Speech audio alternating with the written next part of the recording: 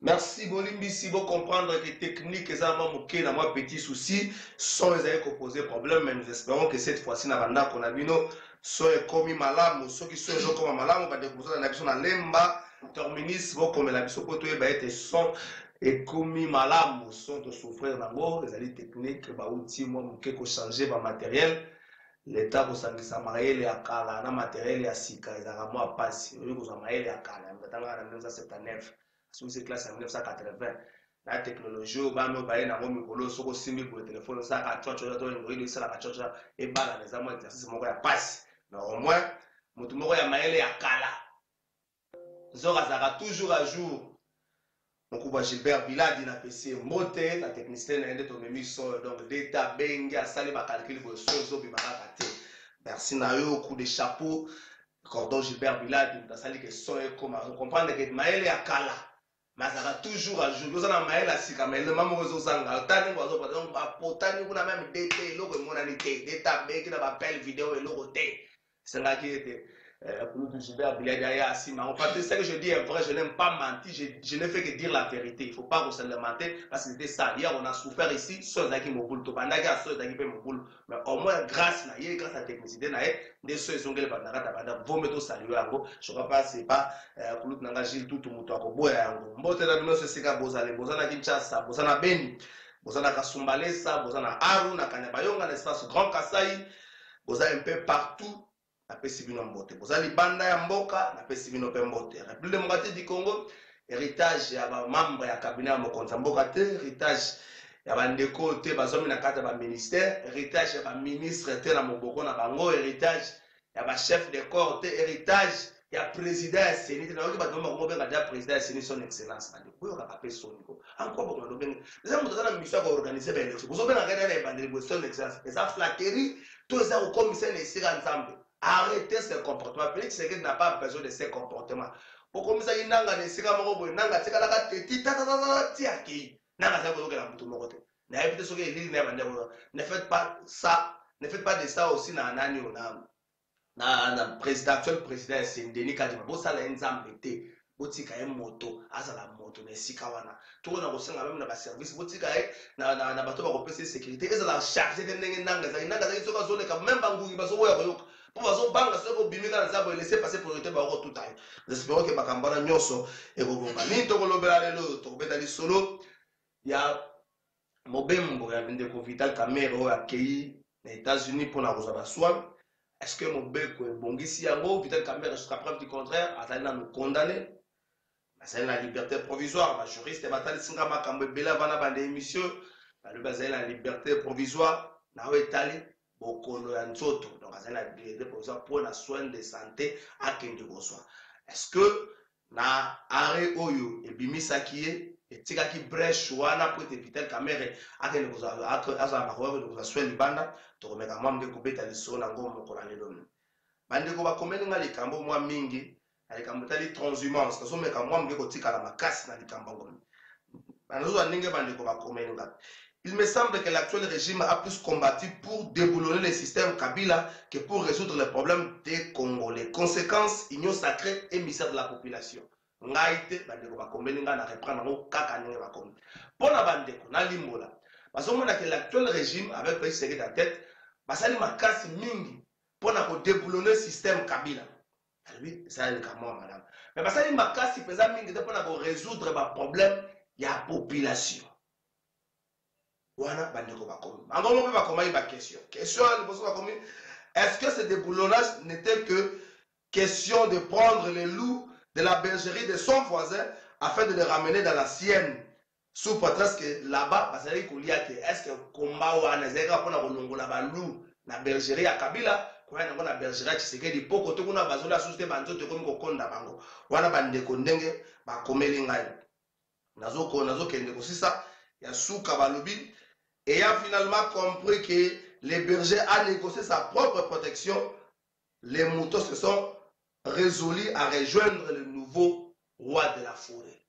oyo balobi eza sikoyo mpona bandeko ya FCC bandeko bazalaki zingazinga Kabila bacomprendre ke Kabila négocier mpona ye moko intérêt na ye na libota na ye bango batikali bana elitike kokangama ekomi pembeni Ferdinand Kambere ti lelo liberté provisoire aza kopatoge azala nokuna afetaki bafeti oyo na prison centrale ya Makala topesi ye mbote bamoni bokangami par rapport ya gestion na bango ekomi mwa pembeni yango bapréféré base résoudre bango moko bakatisa baya kosincline epai ya roi ya sika ya forêt comprenez mokonzi ya kala Joseph Kabila mokonzi ya sika Félix Tshisekedi bato bamoni ke kotikala kote kuna eza mapasi il semblerait que Flumani il semblerait que Evariste Bochak il semblerait que Show Kitundu bazokatisa baza na nzela bazokatisa bakomi kota mpo batiki ngambo ya FCC bazokatisa bakatisi mai bakomi na ngambo kuna ya nyonso est-ce que nyonso wana ezali justifié te par rapport ya gestion na bango tokomeka mamki kobeta lisolo nango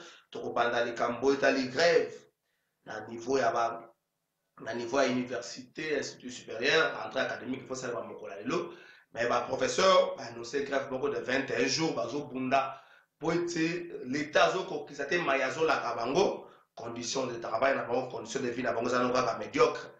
L'assistant pe ba chef de travaux ba landi penzela wana. Bon on est tout mais beta le son na bona bandela mais boy bete ba volcan ni rakongo pe nyamuna gira toujours, les kota toujours en mouvement d'ébullition. Est-ce que ukiko ça ndenge sanalité ça sous contrôle ya bandeko OVG mais na tuni bandeko OVG va répondre ngana te est-ce que ba moyens à disposition na bango motuna depuis l'hôpital on a information na tuni bango ba ya nolingana note pour ce faire trois invités na plateau na biso ya mokola lelo mercredi 5 janvier 2022 pour la première fois dans le plateau de vérité Ndekolanga Junior Mutombo pour les comptes de comment ça nous rapproche en 2022 parce que sur la plateau tout quand même mais quand on tient de côté ba partenariat à la partie politique là so to réfléchir pour de tomber na mboka ba débat au biso boy les autres sur la mboka na loko mon côté je dois muto pour la pression mbote ndeko trésor mbote na ba co-débatteur na ngai mbote na ba comme moment l'union surtout ba kolanda biso bisika bozwani. On a pesi mbote na président na biso à parti président Jean-Marc Kabunda Kabund na secrétaire général na biso ne balobaka chef de l'état za kara ya nation ya ba institution pe bon fonctionnement moka ici Kazali a silisi tourner na Grand Kasai na pesi mbote bisi Kazali. Merci. Jamais mon peuple na pesi mbote. Mbote na onde ko trésor en tout cas meilleur fait na yo meilleur fait na ba co-débatteur na biso nyoso na pesi pe meilleur fait na ba Corona nyoso o balanda biso vous savez que moi qui 2021 ba congolais balanda biso tellement mingi to et toujours ki ba critique na bango surtout na ba suggestion na ba proposition na bango et na pesi bango pena ba bona ne place nyoso bazali na kalisi ki na 2022 o to kosala lisusu mingi ya koleka ndenge to sala ki na 2021.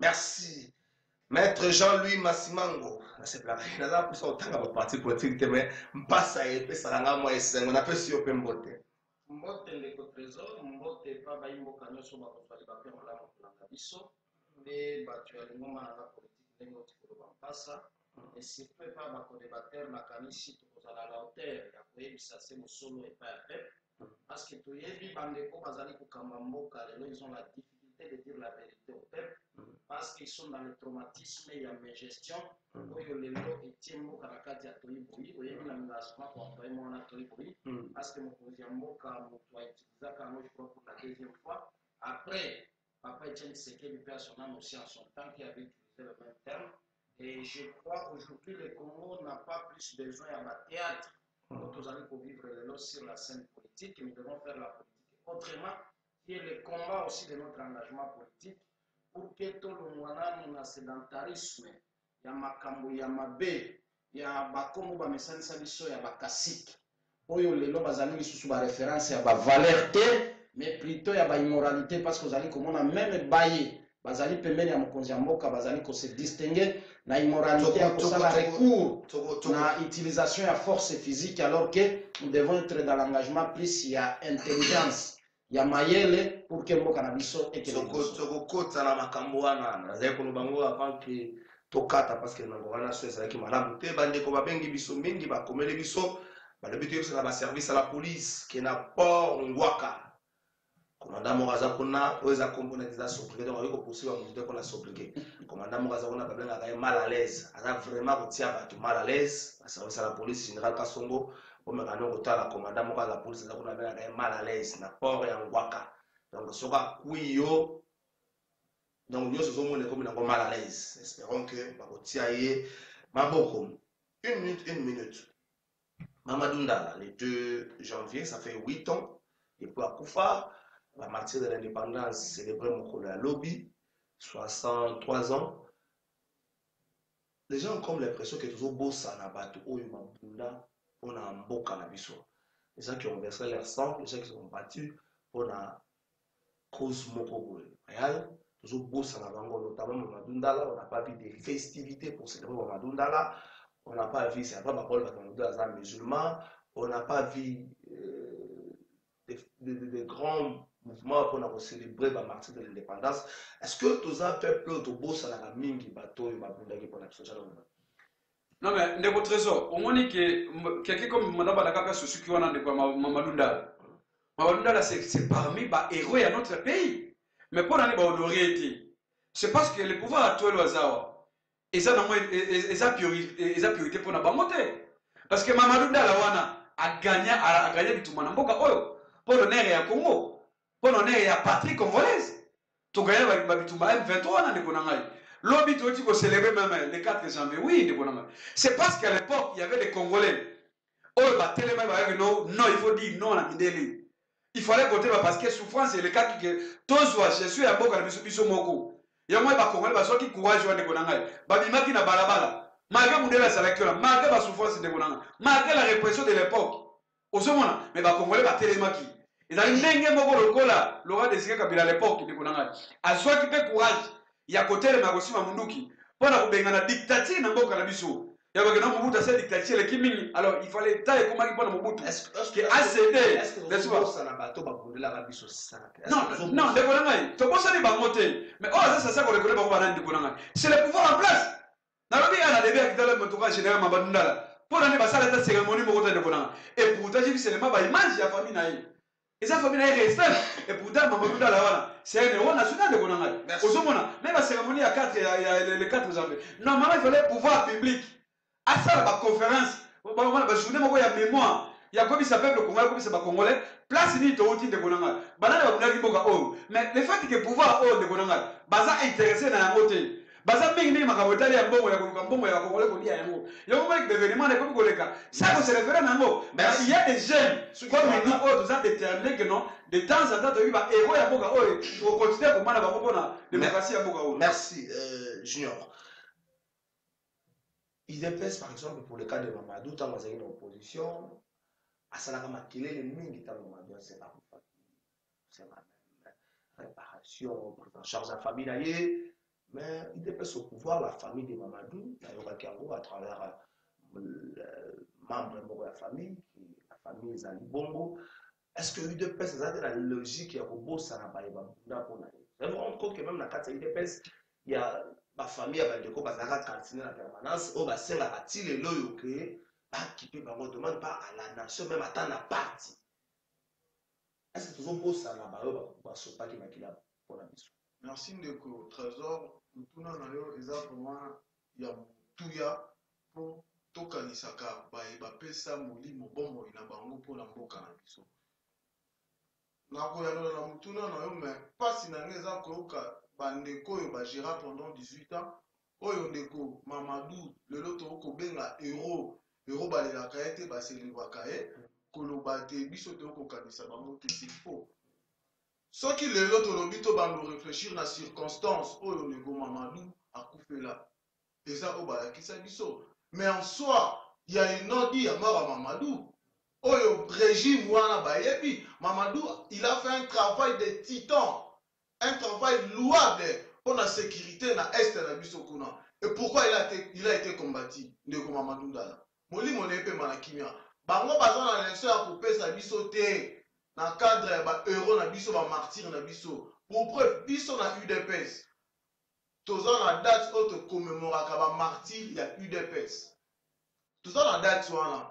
Bandeko na biso ba kufa ba Serge Lukusa. Ba Buksa Lukusa. Biso na parti tokomemoraka tokanisaka bango na komba na bango oyo babeta bango bombe na permanence na biso na régime na bango ya ndeko oyo lelo azoloba tokanisaka bato oyo bango baboma eza mpasi mpe mawa tokoki kobosana bango te tokanisaka ndeko lukusa tokanisaka ndeko rosi oyo baboma biso tu tomona bilili bato bakota makala na régime na bango ndeko Thérèse Kapangala biso toyebi komba toyebi sens ya sacrifice et tokoki jamais kobosana kobanda bandeko na biso na 59 banzenzalandu bakasavubu balumumba bakingotolo tokoki jamais kobosana bango nous sommes de cœur avec bisika bazali baza bahéros na biso bahéros baselebraka bango tokokoba na kokanisa bango et baza na histoire ya mboka na biso nous sommes très fiers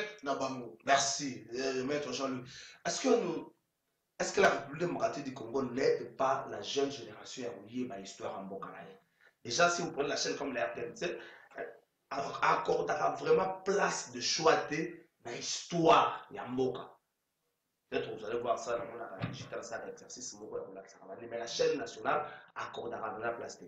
Et dans la manière de faire, il y a un politicien congolais, on n'accorde pas cette place de choix. Au Congo, on a lobby, on a dit qu'on va célébrer, on a monarchie, ancien président, assemblée provinciale à Kinshasa, Roger Ntingi, a sali activité à Kimpanza, mais que l'État congolais, des colloques, des séminaires, est-ce que tu as l'histoire de Ndeko Trésor, tu as l'émission, tu as date le 5, tu as commémorer lobby le 4.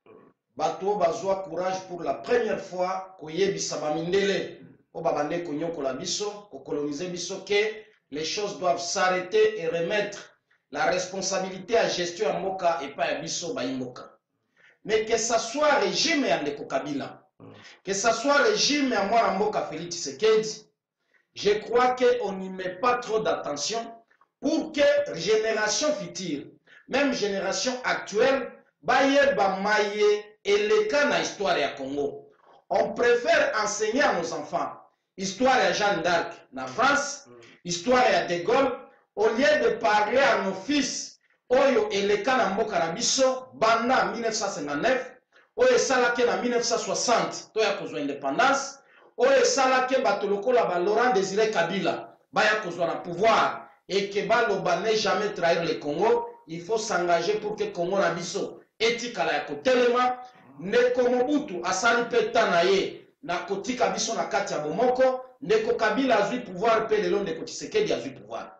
Donc secteur nano ya éducation il fallait tout renforcer pour que génération ezo ya lobby et ba histoire ya mboka na biso.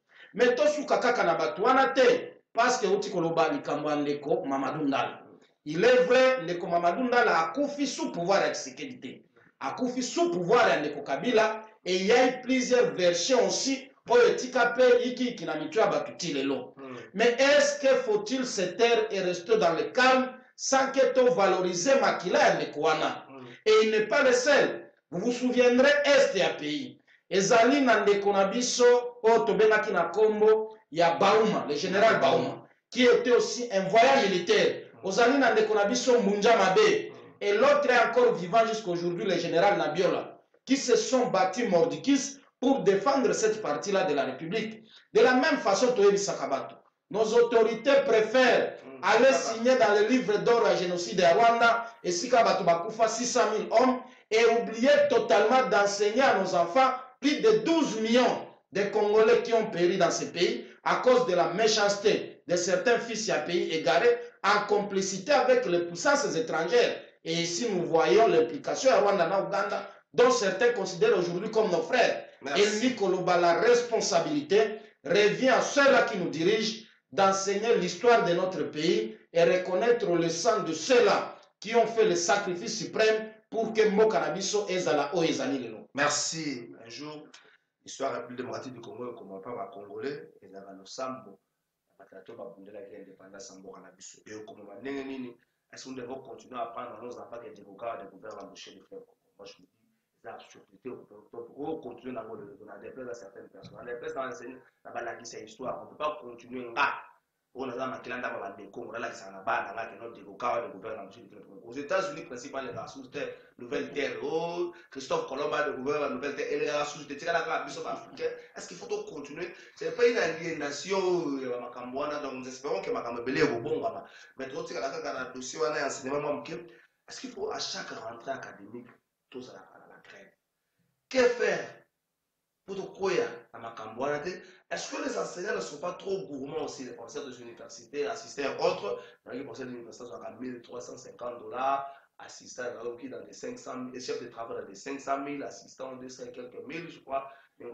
Est-ce qu'il faut tout ça qu'un assistant, à chaque rentrée, tous les 1 mois ou 2 mois, il y a pas de grève, ils ont touché dans le programme, ou encore il faut mettre un système en place, dialogue permanent, pour qu'on permette à ce que le petit problème qui peut exister, va parler facilement sans pour autant y attacher à l'académie. Non, mais le trésor, peut-être avant de répondre à mon tour, c'était capital là. Au moins, il y a une histoire, il y a jeunesse, il y a un mot qu'on a vu. Tala motologo la Yves beaucoup là. C'est un ministre, il y a jeunesse de Bonanga. Bah, journée logo là, les 4 janvier. Il était que ministre à jeunesse, à gauche, ça a mis le Bonanga. C'était des journées où lui était que ministre sectoriel. Il y a ma gêne. Il faut la salle d'activité. Pourquoi il y a une énorme de Bonanga? Mais le fait que tout le monde va cadre de IDPS, au bazar la carte du gouvernement, ce sont les compétents. Bazar va idée de Bonanga. Parce que non, c'est ça la réalité. On a vu la gestion à Selou, non? On a vu la gestion à Selou. À toi, le ministre n'avait pas bien intérêt. Gestion des années. Aujourd'hui, gestion des années, il y a été le monde. Et la Zaki ministre Zaki Nengeni. Aujourd'hui, gestion des Jiba Kakonde. À l'époque, il ne fait pas bien intérêt. Gestion des années de Bonanga. Donc, si on a les listes, il va ministre de Soroti dans la IDPS. Oh, bah ça, il y a un gouvernement. Après l'événement international de Bonanga. Tout le monde a joué. Tout le monde a joué. Y compris même là, toi, le ministre de la Finance, Nicolas Kazan. Il y a beaucoup d'institutions de Bonanga. Toi, tu sais que ça a solo ou pas ma bonne zone de Ganamuga. C'est comme si il est passé dans le roi. Azaki parti pour la malédiction au Congo. Parce que c'est ça les compétents. Les cadres ont fait qui? Mais ministre de la jeunesse, même pas de message de Bonanga. Où sont les Zonga la question.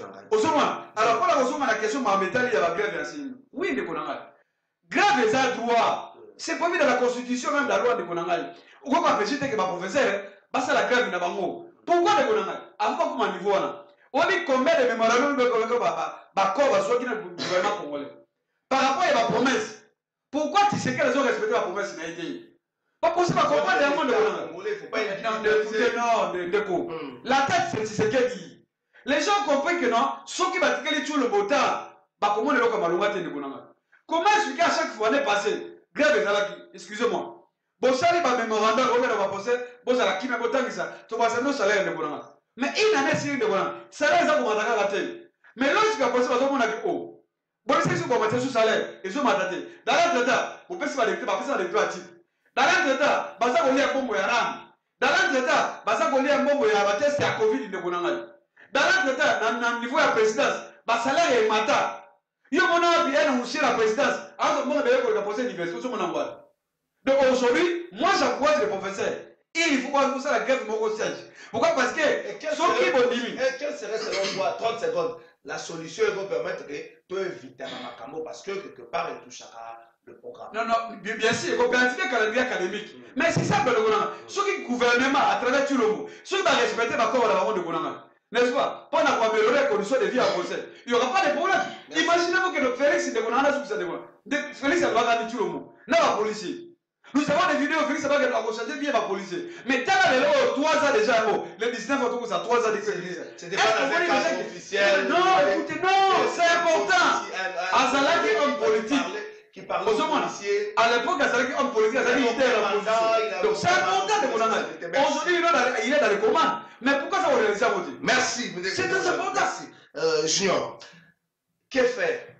C'est vrai, j'en ai un son gagné ma campagne, mais que faire pour avoir une solution au lieu que ça durable, certes, mais qu'on permette à ce que dès qu'il y a des drones, il va parler en gros, ça pour autant est handicapé. Non seulement programme, mais handicapé, étudier.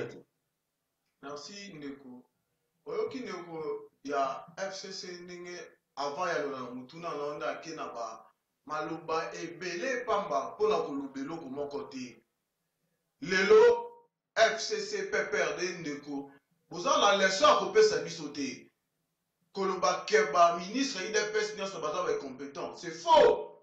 Au Mikosi, ngai na niveau na ngai débat na koki ko ya te ko banda nommément ko tanga ba kombo ya bato ba bomimboka pendant 18 ans. Ndeko Trésor, nyonso ko tozo bika lelo, c'est la gestion de Ndeko Kabila pendant 18 ans.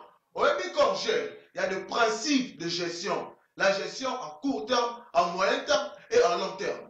Quelle est la politique de Kabila qu'il a définie pendant les 18 ans sur le plan éducationnel, tant primaire ou universitaire?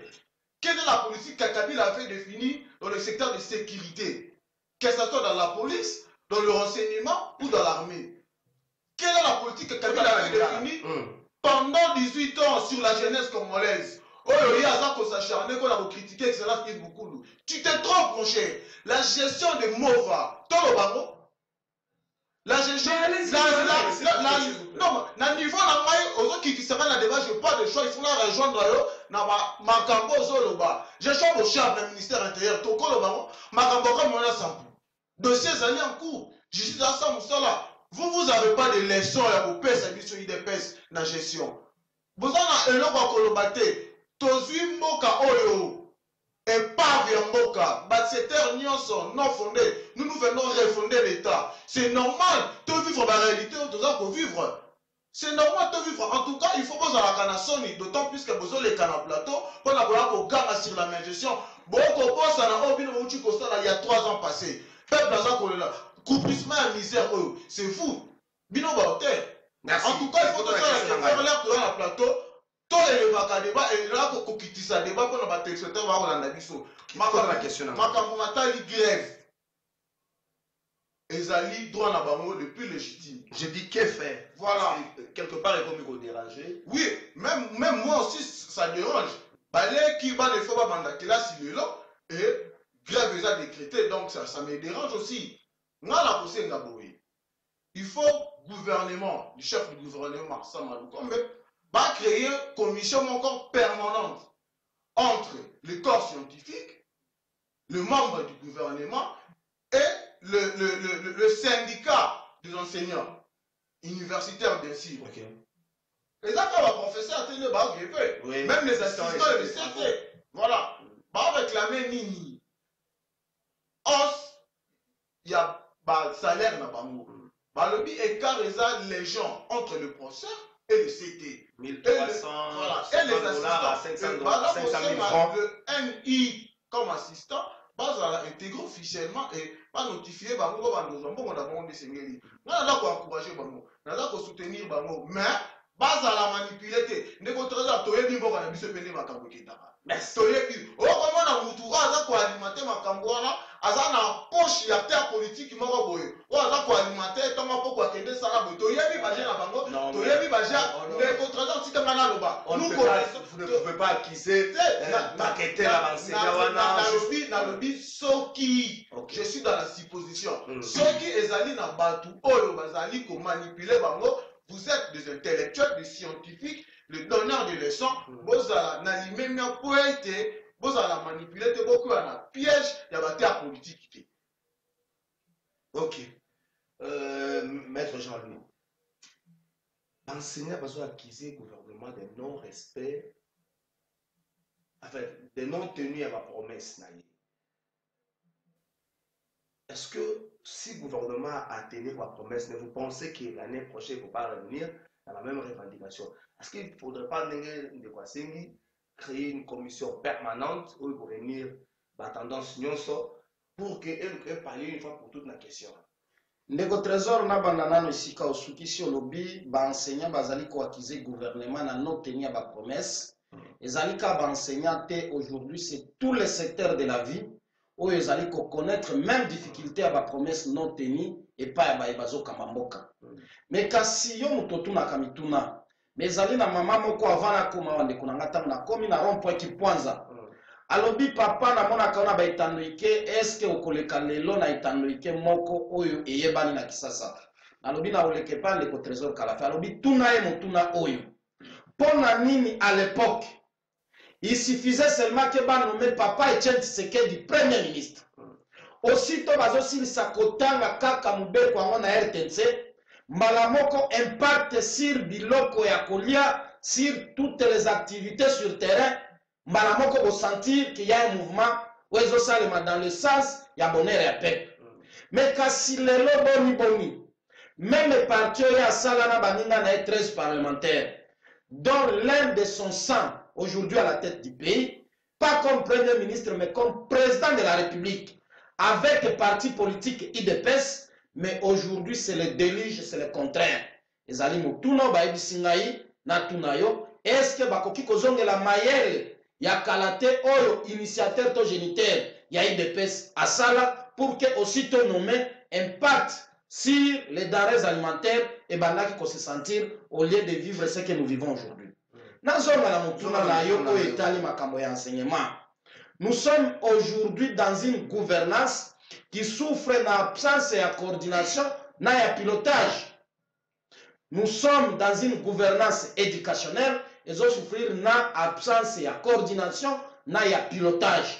Ce qui est aujourd'hui le ministère ici. Avant l'entrée académique, le 5 qui est aussi un échec parce que les enseignants, les professeurs ont refusé. Oyebi va arrêter au ministre Azouaki qui souffre aujourd'hui dans l'application parce que le premier ministre Alobaki va s'y soir. Mais comment expliquer? Vous êtes le responsable d'un secteur. Vous prenez des décisions après avoir observé plusieurs étapes. Toyebi Bakenda qui va s'engager dans le Lubumbashi, Bakeye ainsi par-ci.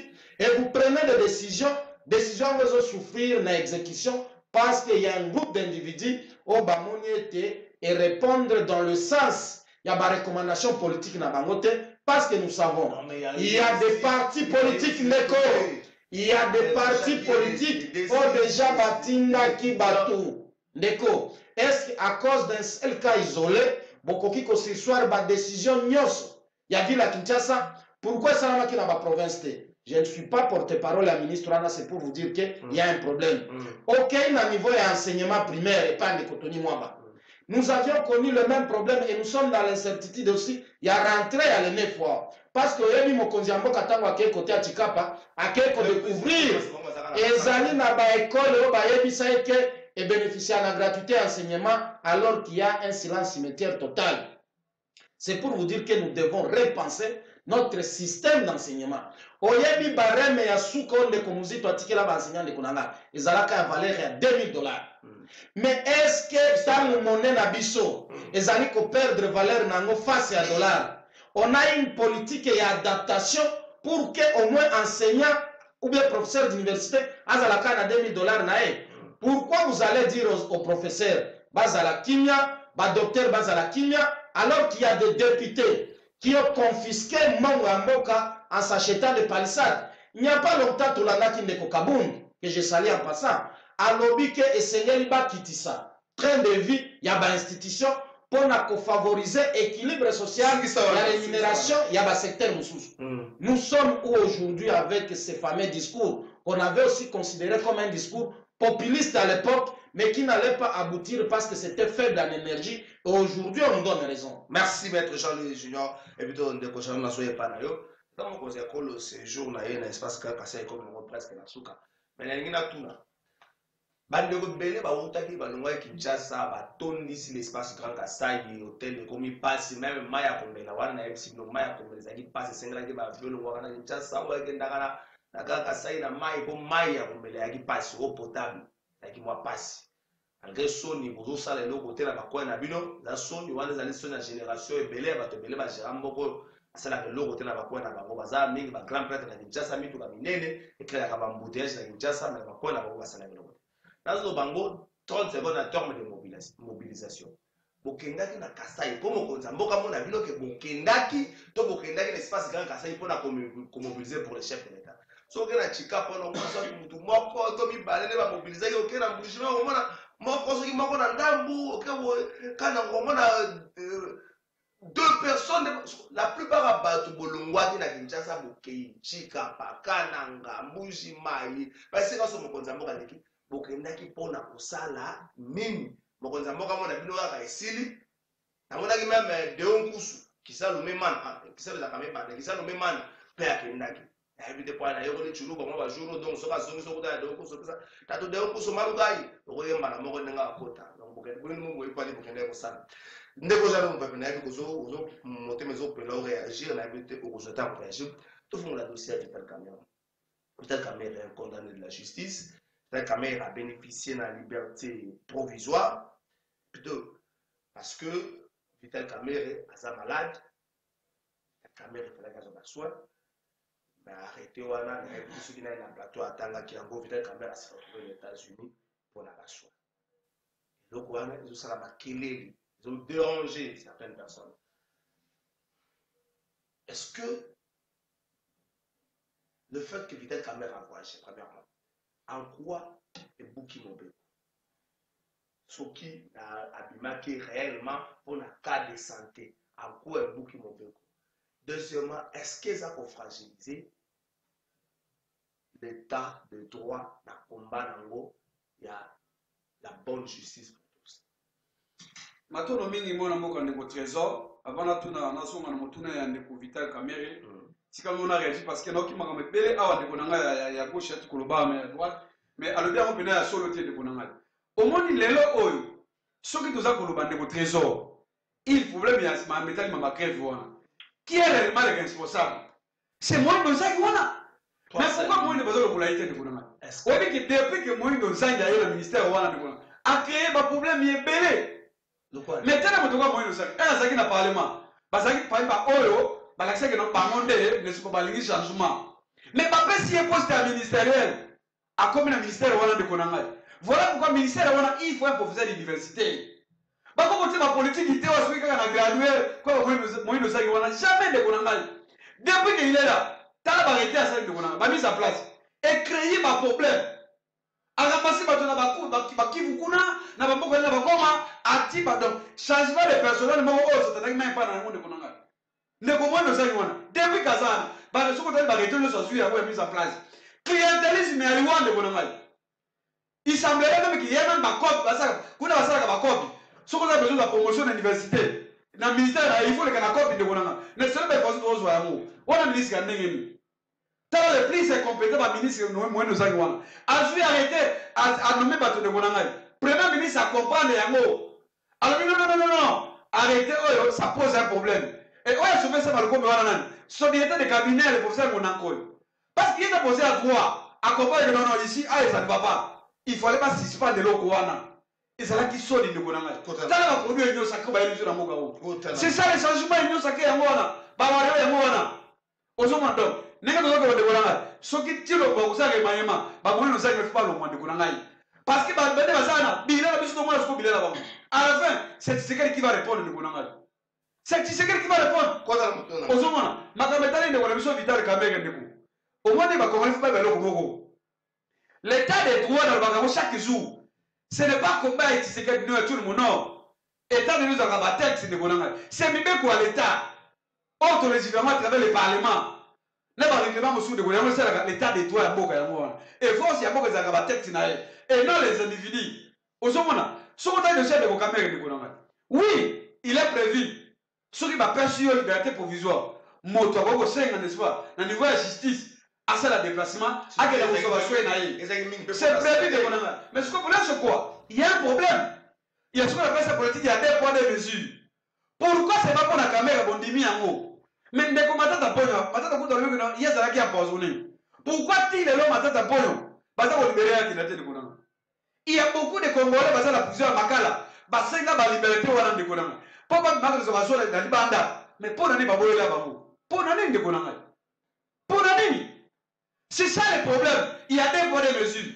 Ozomona, ba justice wana, pour nani ba nimika ya Kamerhe bazo vela matata ponyo. Pour nani? Parce que mon père veut se pouvoir wana. La Cour a décidé de il est compétent. Mais imaginez que le procureur général pour la Cour constitutionnelle a ça comme métallique, à ça comme il y a un problème. C'est qu'il y a un problème. C'est pour cette raison que non, maintenant, on a besoin de voir que non, oui, il y a un complot contre lui. parce que on ne peut pas commettre mon père que ça qu'on fait ça monter bon tika que na soigner au cas Kamel dans les cours de la justice malgré que les États-Unis ont de connant mais à cause de ma merci parce qu'il y a déjà à ce niveau il y a peine il faut que la cour de la justice a se prononcer par rapport à suite de l'eau c'est très important mais quand on sous cette connant donc on a le pouvoir de continuer là on sait que non vidéo c'est qui a libéré à l'époque elles ont position non de connant cela montre même non si c'est que la qui préparé merci d'aller pour pouvoir c'est comme ça que le pouvoir là ils ont partagé merci moi je demande merci Jano parce que on a la vidéo awa merci il y a bien longtemps non c'est très important s'il vous plaît non s'il vous plaît s'il vous plaît. En 2022, ceux qui journalistes, s'il vous plaît, vous attendez. Merci. Ndeko Junior. Est-ce que le dossier Matata dérange autant? Le Bengo, politique à 2 poids 2 mesures, c'est le dossier Matata qu'on refuse d'aller se faire soigner à l'extérieur. C'est évident qu'à mère est un condamné de la justice, il n'y a pas de liberté provisoire. Qui est si facilement. Est-ce que l'état de droit ne souffre pas parce que certaines têtes ne plaisent pas? Surtout le côté justice. Merci, Ndeko Trésor, pour mon tour. Je crois que je suis en face de moi du juriste. Donc, il y quand même la justice, il y a 2 poids 2 mesures. Mais on a un régime na bango Ndeko Kabila justice est à la kati. Ba magistrat, ba juge, ba za ko sa musala te. Ba to ba za ko sa musala les aki ba Ndeko Bouchard na téléphone. Ba Ndeko ngani nga otanga bakombo na plateau te kitisaka niveau ya débat bandeko Shadari nyonso s'il vous plaît na téléphone exemple pratique o akolobela la justice ndeko Chibala bazwa na aéroport Makala tinenge babimisa ye toko comparer justice à ndenge wana justice à lelo oye akobetela tangwa ya 2 poids 2 mesures na régime na bango tu pouvais avoir un ministre un officier de l'État être devant le barreau pour être jugé. Mais il faut que Sony, qu'on soit leçon à gestion, Ndeko Trésor, la justice que nous souhaitons, mais nous sommes dans cette voie-là. Et Simba, notre combat de ton temps, pour avoir restauré l'état des droits, cheval de bataille, na biso, Tozan Anzela, Toko Zoyamou. 2 poids 2 mesures pour la matata, Ndeko Kamel. C'est faux. Après combien de tentatives, il y a des mondes de liberté provisoire au Bapesi Kamel. Après combien? Il en a souffert. Ce n'est pas à nous, non plus à vous, journalistes, les politiciens, de décider de la liberté provisoire. Non, c'est son juge naturel, ce sont les juristes. Ils maîtrisent ça mieux que moi. C'est son juge naturel. Au hasard censé à Kotala, coopération, il y a Ndeko Kamel, comment est-ce qu'il s'est comporté, le gars qui a évolué, n'est pas qu'on pèse ça y est, liberté provisoire. Mais il faut tous quand même na boso solidaire to ko sala débat kaka bango bazaki olekawa Ndeko Kamel akozwa likambu ba pesa liberté provisoire lelo justice wana indépendante et jugée bon ça va to pesa ye loko eza problème à santé likeme koki koya koleka to libérer ba évacuer akende kozwa ba soins et comme il sous problème ba komo le biso Mama Matata est-ce que Mama Matata etali Ndeko Trésor etali bandeko na ko débattre pour ba ko lobake eza justice nezali ko influencer mais non c'est son juge indépendant son biso to boye to bundelaki eza yangoyo to lingi juge magistrat avocat bato nyonso tout ba accompagnaka ba appareil judiciaire bazala vraiment indépendant basala musala lolenge elongo bani baloba mibeko et non baloba maloba ba téléphone loko le salema pendant 18 ans et certains croient que le système Kabila il faut se pérenniser.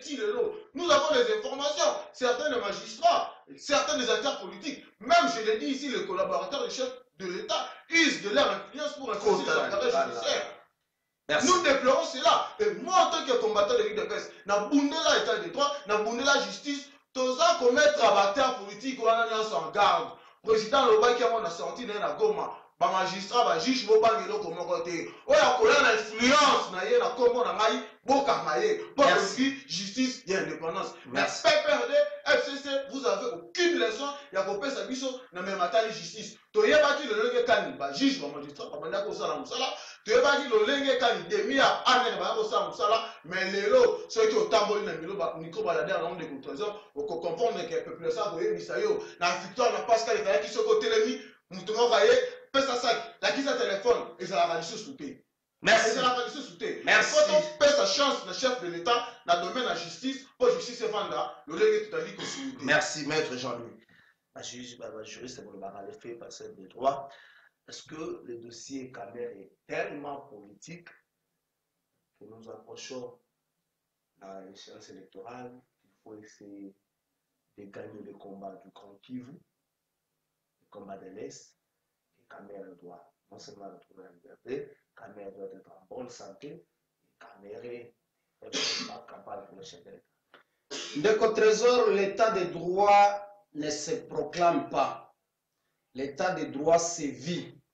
L'état de droit se constate dans la pratique et doit désormais être le vécu quotidien à Baïmo Kanyos. Na yoki ndeko nanga ko rappeler lo komo kwa malamu alobi période ya ndeko Kabila. Il suffisait qu'un ndeko Bochabe a son téléphone qui appartient aujourd'hui dans son camp politique l'Union sacrée pour que justice ait libéré Moutou. Mais aye ko rappeler na souka que Mokonzi Mboka lui-même aille à fustiger les comportements de ses collaborateurs qui sont derrière les magistrats pour donner des injonctions et faire jouir de leurs influences vis-à-vis des magistrats. Et Lingi Koloba, on a déshabillé Saint-Paul pour habiller Saint-Jean. Donc, là, comment on a échangé, parce que le même comportement existe. Mais là, quand on a félicité le courage du président de la République d'avoir dénoncé tout haut, dire aux magistrats que désormais, ceux qui battent baye, bokanga bango. Mais jusque-là, nous attendons la liste. Personne n'a été arrêté parce que nous connaissons qu'ils sont toujours derrière les magistrats. Nous avons a le Vital Kamer. Tikana sa l'analyse na deux volets. Volet juridique, na volet à politique sanitaire et à Mboka Nabiso. Du point de vue juridique, il n'y a aucun problème. Il revient à son magistrat et à son juge naturel. Il y a les pourquoi, quelles sont les motivations. Ou Salaki a autorisé à Kemelibanda parce qu'il y a Zalika Kasima, na bango parce qu'il reviendra répondre au moment opportun. La santé, la vie est sacrée. Ndeko Vital Kamer et ceux qui accueillent Libanda, c'est un compatriote congolais sérieux, honnête, parce que le premier de nous tous l'avait déjà affirmé. Et je crois qu'il n'aura pas peur de rentrer au pays. Natikil kamande komatata parce qu'il y a à boire et à manger. Mais tous on appelle namakamunyo soto zali koyoka. Il y a un moment, il y a une confusion. Je crois que ça demande toute une émission. Il y a koye misabayi moka mesure de grâce zalinini, liberté provisoire zalinini, liberté conditionnelle pe zalinini. Mais nous sommes dans l'hypothèse Mikolo ya ba liberté provisoire na ba mesure de grâce. Mais nous avons des informations, ce qui est allié à solo. Batumususo bakangama nande ko Vital Kamer à l'occurrence de Komasaro. Oyo atikala ko samate, batikala ko katela etumute, azalaka sous régime de mandat d'arrêt provisoire, oyo esali baane, oyo esali otoyebi. Mais il y a des informations que son nom serait aussi sur la liste. Il y a Batouya, mesure de grâce. Il faut éviter cette confusion, bien cette cacophonie. Toboy lobby ministre de la justice à Koloba. Oh, Nayeba Kite, Moutousongolonde à Kosakingaï. Ndeko Masaro doit bénéficier de la liberté provisoire et non, il y a mesure de grâce. Et nous Koloba justice Nabiso Sengeli réellement et ça la moussala. Nous avons des problèmes maintenant sur le point politique et sanitaire de Konangaï. C'est aussi une interpellation. Comment nous pouvons nous dire que nous sommes un pays géant qui jouit des réserves à plus de 4,5 milliards de dollars, mais nous sommes incapables d'avoir des installations sanitaires, il y a qu'à répondre à besoin autosani nango, surtout à bon politique et local à l'économie sur Vital Kamer. Donc il faut repenser autrement, politique sanitaire nabiso, au lieu d'assister à des scénarios, un conseiller principal qui va aller se faire construire 4 complexes scolaires avec un montant à plus de 14 millions de dollars, alors qu'on est incapable à cause d'un hôpital, où ils allaient répondre à des conditions, à des critères, où ils allaient être, au lieu de Soloana, on de Vital Kamer à Kofuta na Mboka Bapaya, il fallait écouter na kita na biso ya Mboka, ils allaient au bénéfice, il y a des hôpitaux na biso tout en sachant qu'il faut un bon encadrement, il faut un bon traitement, il y a personnel soignant. Ope bazali ko continuer kozala victime lelo, ezala na makamba mongo ya Covid, ezala na makamba mususu parce que mongo na bango bazali kozwa yango te, pe bango pe bazali ko réclamer, ba revaloriser salaire na bango, nous risquons aussi de vivre des grèves les jours à venir, il y a corps médical. Merci, M. Hôpital de Cinquantenaire, aucun politicien de ce pays ne pratique là pour se faire soigner ni na Cinquantenaire ni na Ngaliema. Bawela kako kende libanda. Tozana mama ye mope. Bandeko bakomelinga message moko awa. Autant nga message ya bandeko. Bandeko basengi na bandeko ya ministère ya santé pour vérifier nanu na likambo ezosalama na niveau ya morgue ya hôpital ya mama yemo. Balobeni batie babile baengage babilenge moko wana ya basi.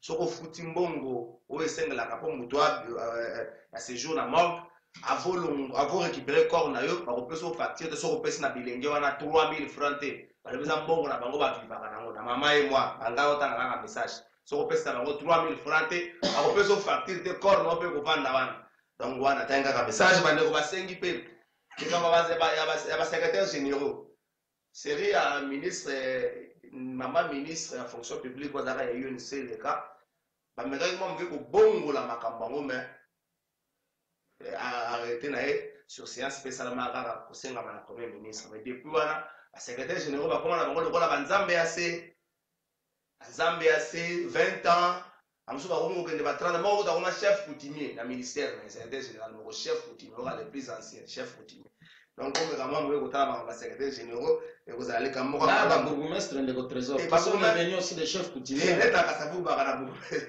na buku kotaka bamala lelo ndeko zana mopepe tosukisa émission tozwa 3 minutes tosukisa émission. Est-ce que le combat actuel régime ezalaki plus axé na déboulonnage ya système ya Kabila que na bien-être ya population? Bato bamoni lokola système ya Kabila ezali affaibli, mais bien-être ya population ndenge eza mwa mosika. Conséquence ya victoire ya combat wana peut-être il y a la victoire, système Kabila a déboulonné, je ne confirme rien, mais il y a aussi bato bakomi kokatisa pour certaines personnes. Kabila a négocié sa propre protection à Bossani, Bandimiaye, Bandima comme au cas, ça va on il semble que Bouchama Katisi, il semble que Lumana Katisi, il semble que Chokitu doit Katisi. Est-ce que le combat c'est plus politique que les intérêts de la population? Autonomie de votre trésor, pour nous tourner wana, mais tu peux nous faire la moitié de l'état sur lequel nous pouvons faire pas de bonheur chali. Webi kama kametali ya bisha kamewa ni bonheur. Tala mauvaise foi et ça na banimati ya justice ya lelo ko na mboka na biso. Dossier ya monsieur Ferdinand Kambere. Omoni ke ye moko plaignant asali retrait à plainte na retrait plainte de konanga. Et que avocat ya Kambere ba sangi liberté provisoire. Mais babo ele vite na développement Ferdinand Kambere de konanga. Pour la Ferdinand ça na provisoire makala. Pour la nini? Lorsque déjà le plaignant ye moko asali retrait à plainte na ye. Pour la citation là, mais les magistrats refusent. Est-ce que Ndeko Ferdinand Kambere place avant na bato bayebi yango te?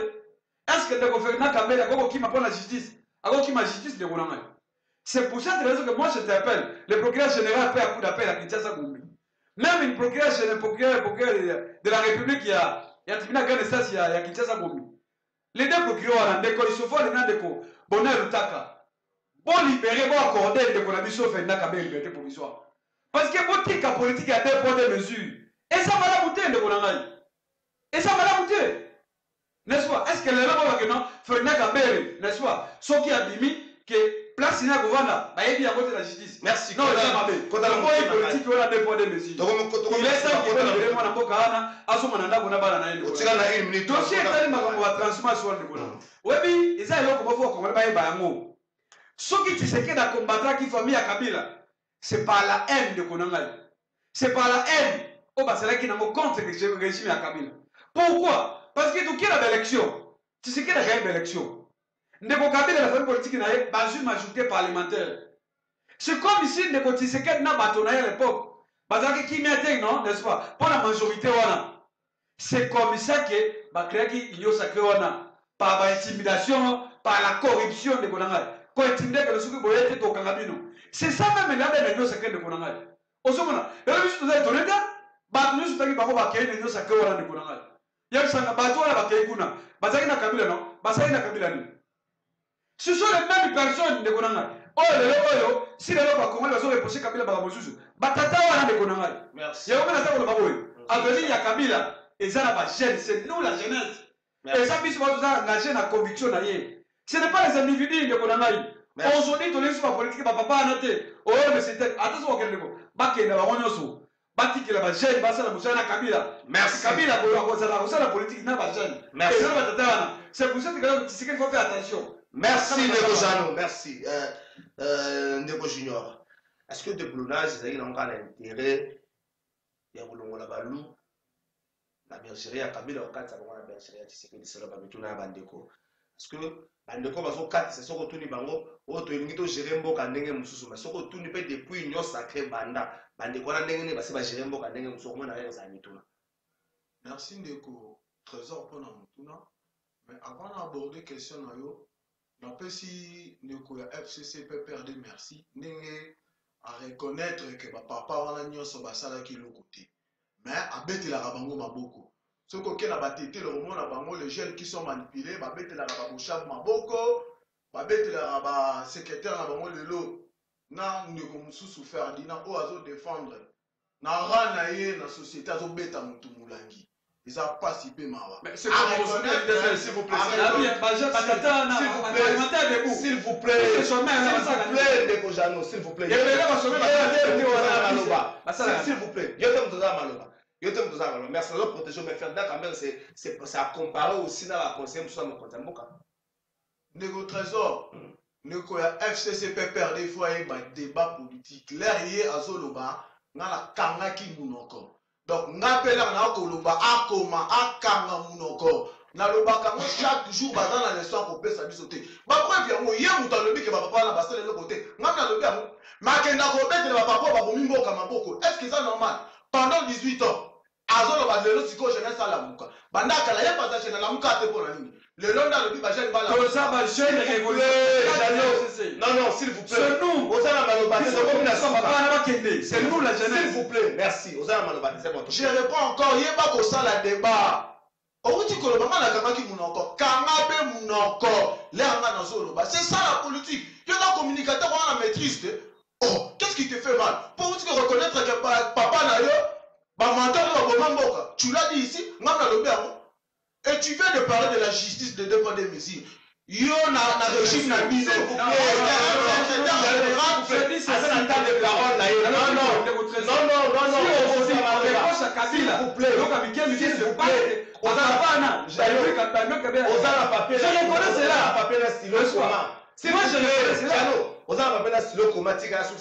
C'est bon. On va imaginer ça nous ça le passé. Faut tu n'as pas les gars TV pas ba bon même pas pendant 18 ans. Mais là tu n'as plus quoi. S'il vous plaît. Na régime passé, un secrétaire général adjoint permanent à PPRD Azana Makal. Mais c'est ce qui prouve que nous sommes dans une très bonne voie de la justice. Où aujourd'hui un juge, un procureur, laisse-moi il est convoqué à la justice.